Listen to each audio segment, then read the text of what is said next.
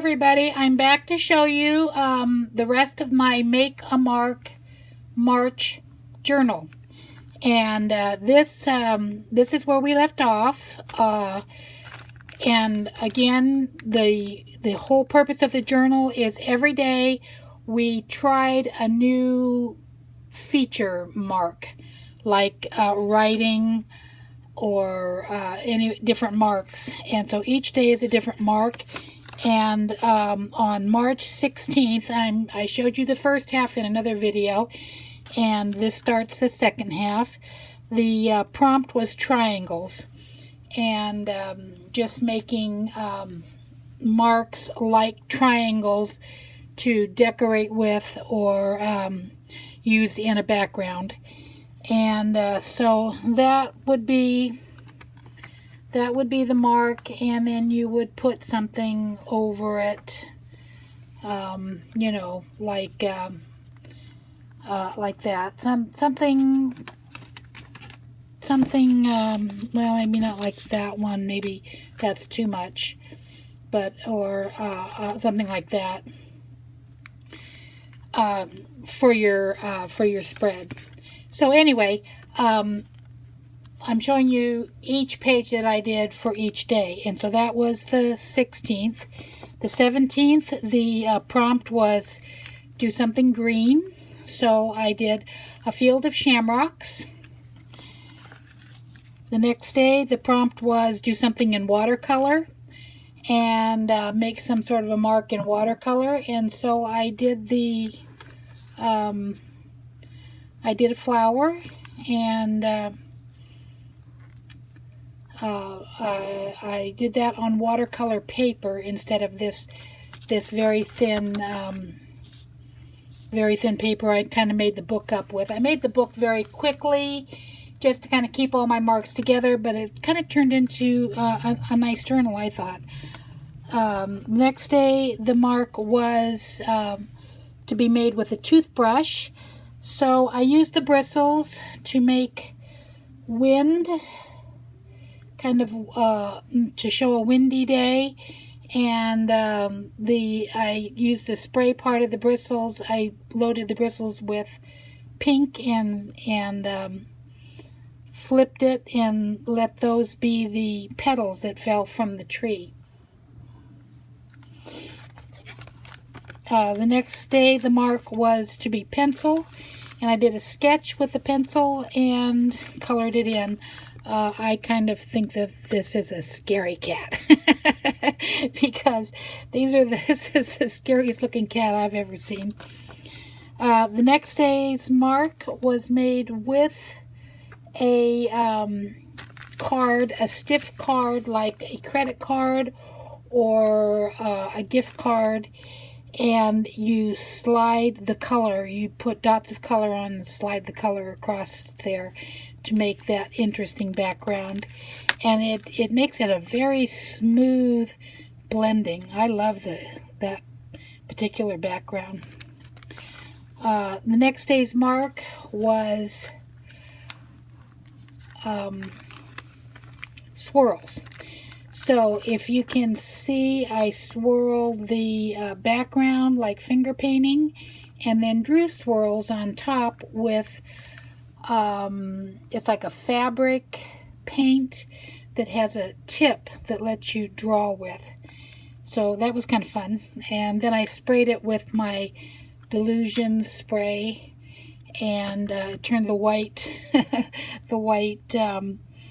swirls into pink ones. So that was kind of fun. You can actually see how it isn't really pink, but from a distance it definitely looks pink because you don't see the individual dots.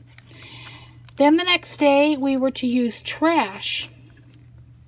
So I told a little story with my trash of a tea party and that I had, and there was the doily, the pieces of the doily, and the tea bag and tea label, and the tea itself was dried and used to make marks as a background. Okay, and then the next day was dots. Dots would have been really a fun one to do. I didn't do much with it because I was so busy that day, but I picked out some washi tape and put that across this piece of paper, which I had just blotted some excess paint off of another one, and I liked how it turned out, so I wanted to use it as a background. So I used it as a background for my dots. The next one was squares, and I used one of these, and I made my marks with that, and I made them in a pattern, and then added some watercolor to make it look more plaid, and then I antiqued it a little bit just to bring out the brown in the little sentiment. The next day's marks were to be scratched in, so I scratched in. I put yellow on and then red on top, and then scratched out the red, and you can see how it scratched out and showed yellow. Then the next day's marks was stamping, and when I made my background, I used the card, and I had the green and the purple, and I used a card and I scraped it out, and it kind of looked like a forest to me. So then I found this little book of magic forest stories, and I went ahead, and the stamps then reflected the stories.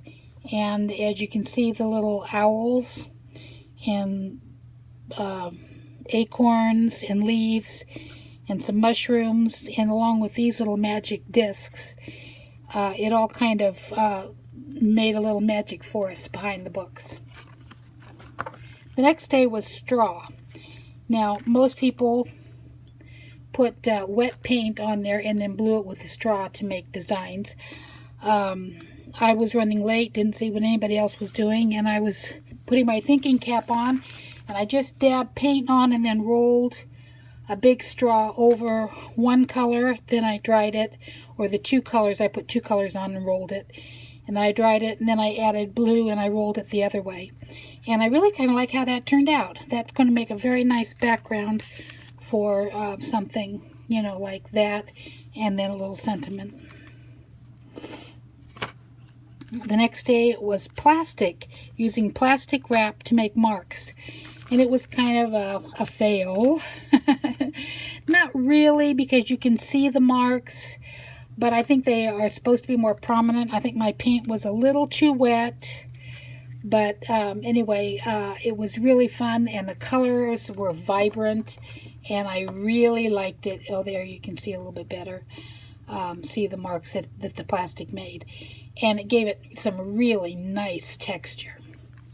So I liked it really well. And I liked using the paper with the torn ends, which I've used quite a bit. This next day was metallic, and I made, I painted the background metallic gold, and then I added some metallic ephemera, and then I put a metallic mesh over the whole thing using two-sided tape. So that was actually quite effective, and I really liked it. I actually liked how that turned out very well. I liked it enough that I thought I might even frame this, but anyway, I haven't. The next one was make your own mark, and so I made a mark that I normally use when I'm baking pies. My grandmother told me to always make the steam vents a special mark of your own, and so for many years I've been using this. The S is for my last name, Selick. When I was a child, I was, I think, around 15 when she told me this. put another branch on the S and added leaf holes. They're just slits, and then when they bake, they kind of make an oval, and it looks like a tree, which most pies are fruit pies, so that's a fruit tree. So anyway, that's my pie making mark, and that is March 31st, and that is the end of Make a Mark March.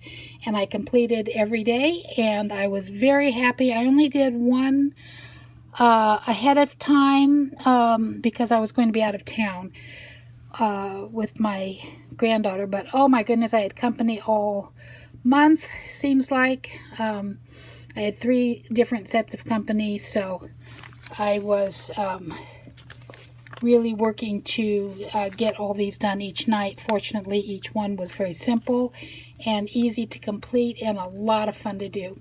So I thank Crystal, who runs the Art It Out Facebook group, and that's if you like doing projects and art things, join her Facebook group because she always has something special going on.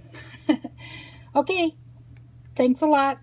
If you like what you saw, subscribe, hit the like button. That would be very helpful, and share, and I hope to see you again. Bye-bye.